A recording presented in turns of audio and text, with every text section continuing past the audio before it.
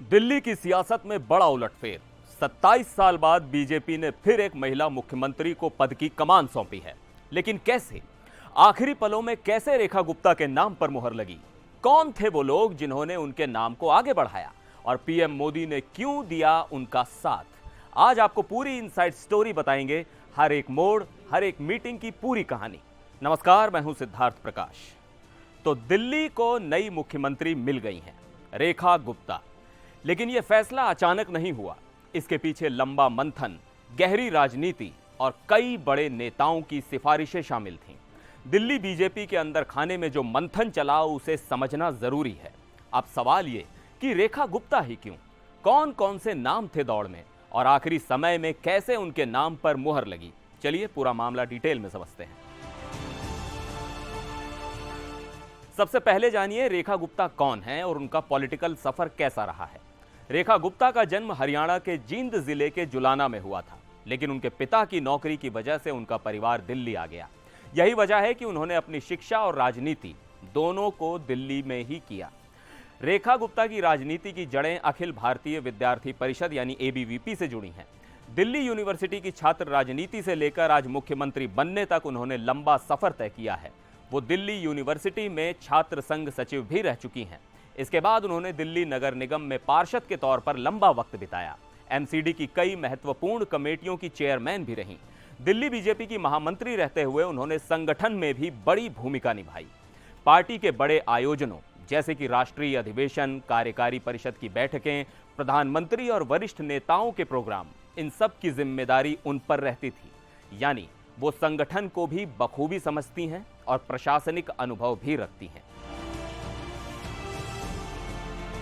अब बात करते हैं असली खेल की। आखिरी समय में उनके नाम पर कैसे फाइनल फैसला हुआ? दरअसल दिल्ली में मुख्यमंत्री की रेस में 4 बड़े नाम थे: रेखा गुप्ता, अजय महावर, मनजिंदर सिंह सिरसा और प्रवेश वर्मा। शुरुआती दौर में किसी एक नाम पर सहमति नहीं बन रही थी, लेकिन रेखा गुप्ता के पक्ष में 3 बड़ी बातें थीं। पहला, महिला फैक्टर और पीएम मोदी की रणनीति।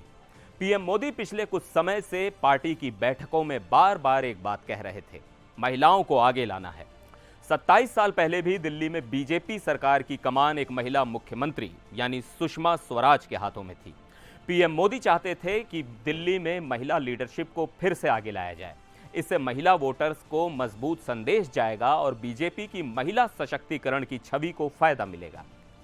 नंबर 2, आरएसएस और एबीवीपी का सपोर्ट। रेखा गुप्ता की राजनीति आरएसएस की छात्र इकाई एबीवीपी से शुरू हुई थी और यही उनकी सबसे बड़ी ताकत बनी। बजरंग लाल, जो दिल्ली आरएसएस के बड़े नेता हैं, उन्होंने बीजेपी नेतृत्व से कहा कि अगर महिला को मौका देना है तो रेखा गुप्ता बेस्ट ऑप्शन है। सुनील बंसल, जो पहले यूपी बीजेपी के संगठन महामंत्री थे और अब राष्ट्रीय महामंत्री हैं, उन्होंने भी उनका समर्थन किया। एबीवीपी के पुराने कनेक्शन भी उनके हक में गए। धर्मेंद्र प्रधान, जो अभी केंद्रीय मंत्री हैं, उनकी पत्नी रेखा गुप्ता की अच्छी दोस्त हैं। इसी वजह से धर्मेंद्र प्रधान का भी समर्थन उन्हें मिला। नंबर 3, संगठन में पकड़ और प्रशासनिक अनुभव। रेखा गुप्ता सिर्फ संगठन की नेता नहीं हैं, बल्कि एमसीडी में पार्षद रही हैं। प्रशासनिक कामकाज का अनुभव है और पार्टी की अंदरूनी राजनीति भी समझती हैं। बड़े आयोजनों और रणनीतिक बैठकों में हमेशा उनकी भूमिका रही। पार्टी नेतृत्व को भरोसा था कि वो दिल्ली सरकार को अच्छे से संभाल सकती हैं। जब इतने बड़े दांव लगे हों तो फैसला लेना आसान नहीं होता। बीजेपी अध्यक्ष जेपी नड्डा ने जब रायशुमारी की तो रेखा गुप्ता का नाम सबसे तेजी से उभरा। केंद्रीय नेतृत्व ने 4 नामों की लिस्ट तैयार की: रेखा गुप्ता, अजय महावर, मनजिंदर सिरसा और प्रवेश वर्मा। ये लिस्ट पीएम मोदी के पास गई और फिर हुआ फैसला। पीएम मोदी ने कहा कि महिलाओं को आगे लाने का समय है और रेखा गुप्ता के नाम पर मुहर लगा दी गई। अब दिल्ली को गुरुवार दोपहर 12 बजे रामलीला मैदान में नई मुख्यमंत्री मिलने जा रही हैं। वो शालीमार बाग सीट से विधायक बनी हैं और अब दिल्ली सरकार की जिम्मेदारी संभालेंगी। उनके सामने बड़ी चुनौतियां हैं: एमसीडी और दिल्ली सरकार के तालमेल से लेकर बीजेपी के वोट बेस को मजबूत करना। तो ये थी दिल्ली के नए मुख्यमंत्री के चयन की पूरी इनसाइड स्टोरी। रेखा गुप्ता को अचानक नहीं चुना गया, बल्कि लंबी प्लानिंग और हाई लेवल रणनीति के तहत उनकी ताजपोशी हुई। अब देखना होगा कि क्या वो दिल्ली में बीजेपी की पकड़ को और मजबूत कर पाएंगी। आपको क्या लगता है, क्या बीजेपी ने सही फैसला लिया? कमेंट में अपनी राय बताइए और इस वीडियो को शेयर कीजिए।